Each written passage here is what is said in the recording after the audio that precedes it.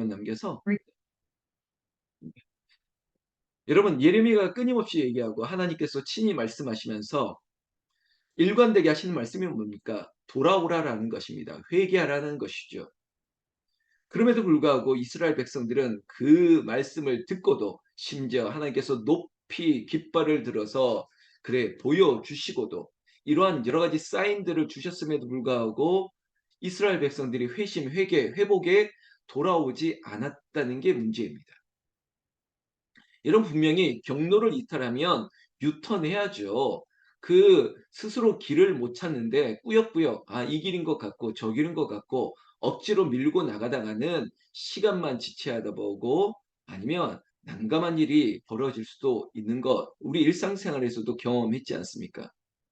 여러분 잘 모르면 들어야 됩니다. 따라가야 됩니다. 그리고 분명히 여러분들이 보고 있는 지도 그리고 내비게이션 그 내비게이션의 안내 음성을 듣고 모르는 길이라면 보고 듣고 가는 게 가장 쉬운 길이고 안전한 길입니다. 그런데 되게 고집이 있고 아유 내가 그래도 내가 알아서 잘 찾아갈 수 있다라는 생각이 잘못된 결과들을 초래할 때가 있었습니다. 여러분 작은 예지만 우리 인생이 그렇지 않습니까? 내가 모른다 할 때가 오히려 안전하고 그리고 또한 주변에 아는 사람에게 물어보는 게 가장 편한 길인데 묻지 않는 거죠. 그리고 알려줘도 아니다라고 항변하면서 내가 찾겠노라고 말한다면 그거 참 어려운 일이라는 것입니다. 심지어 이스라엘 백성들에게는 하나님께서 친히 말씀했습니다. 그리고 당시에 예레미야에게 그가 선지자이면서 그가 제사장 집안의 사람 아니었습니까? 그 예레미야에게 친히 말씀했음에도 불구하고 그리고 예레미야 입을 통해서 말했음에도 불구하고 백성들은 예레미야의 말을 듣지 않았습니다. 그러니까 예레미야의 별명이 있지 않습니까? 눈물의 선지자라고 눈물이 마를 날이 없었습니다. 왜? 그냥 기도만 하면 꿈을 꾸기만 하면 환상을 보는데 무슨 환상입니까? 우리 가족들입니다. 우리 혈통, 우리의 민족, 우리 식구들입니다.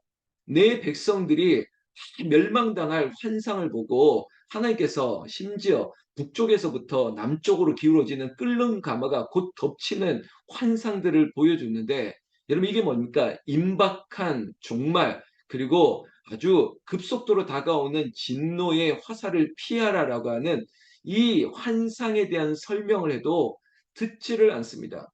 그냥 듣지 않고 제자리에 복지부동하면 그게 좋겠는데 아니죠. 다른 것으로 간다는 거죠. 다른 곳으로.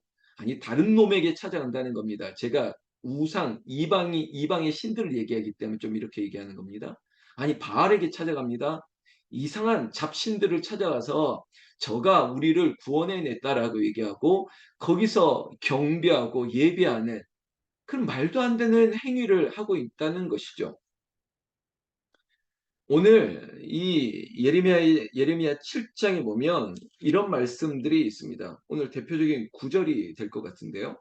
3절 말씀의 중반절에 보면 너희 길과 행위를 바르게 하라. 너희 길과 행위를 바르게 하라. 그리하면 내가 너희로 이곳에 살게 하리라. 이런 말씀이 있습니다.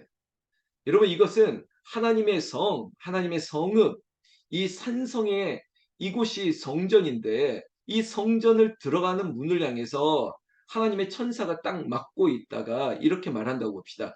이곳으로 들어오려거든 너희의 말과 너희 행위와 너희의 생각을 곧게 하고 다시 말해서 마음을 다시 회개 돌이키면 이 성전에서 이 성읍에서 영원히 살 수 있어 라고 말해도 만약에 아유 됐습니다. 여기 아닙니다.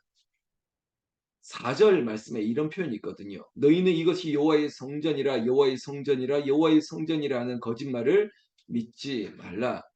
아닙니다. 됐습니다. 라고 거절할 수 있는 이유는 뭐냐면 저요 다른 학원에 다니고요. 다른 곳에 다니고 학교보다 여기가 더 좋아요 라고 말하는 만약에 이런 형태의 학생이 있다면 여러분 학교라고 하는 그 공교육의 장소는 이미 무너졌다 해도 괜찮다라고 제가 얘기했지 않습니까?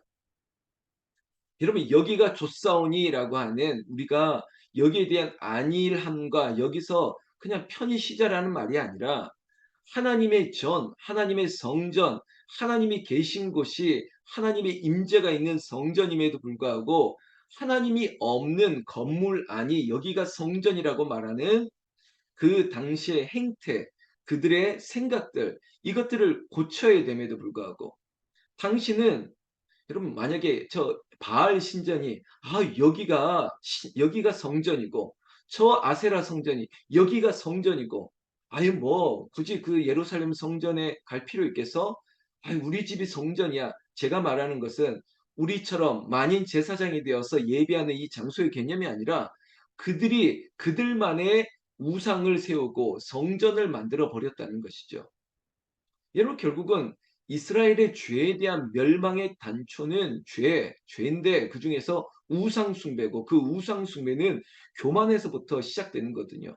왜냐하면 내가 made God, 내가 만들어낼 수 있는 신, 내 말이 법이 되고 내 생각이 곧 유일한 진리가 되고, 막 이러한 교만이 다른 신을 만들어내고 그 신들에 대한 합당한, 그리고 정당성, 이 타당성까지도 다 부여해버리기 때문에 결국 인간의 교만이 죄고, 죄는 결국 우상 숭배가 되어서 하나님의 그 심판을 면하기 어려워지는 것이죠.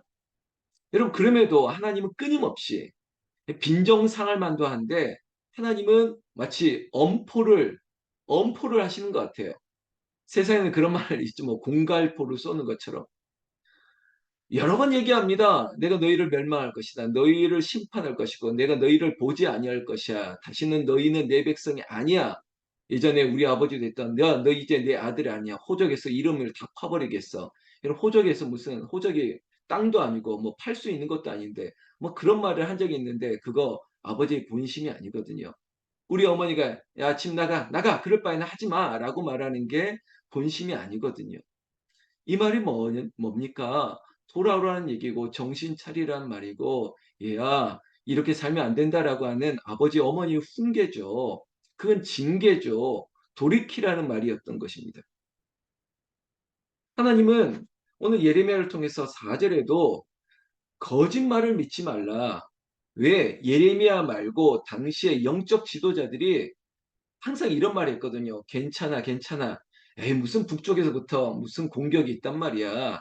아이, 이 나라 아무 일 없을 거야. 그리고 그들에게는 근거 없는 자신감, 근자가, 야, 이 성전은 영원한 성읍이야, 영원한 도성이야, 절대 무너지지 않아. 막 그들의 아주, 제가 표현하는 근자감 아닙니까?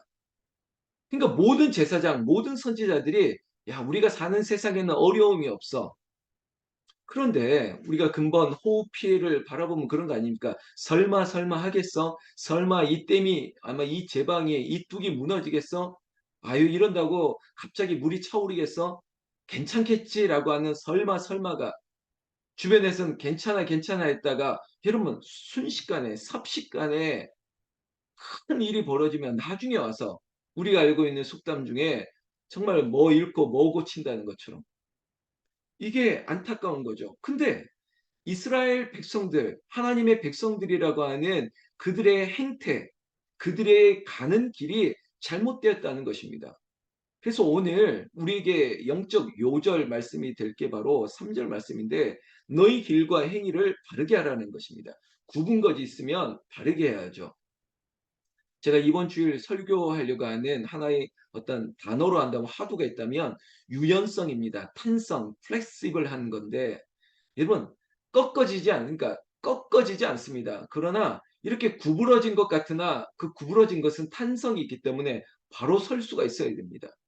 여러분, 우리가 잠깐 이렇게 휘어진 것 같으나 우리의 심지가, 우리의 그 우리의 중심에 단단한 뭔가 이렇게 기초가 있기 때문에 여러분, 그것으로 인해서 다시 탕 하고 펴지는 것이죠.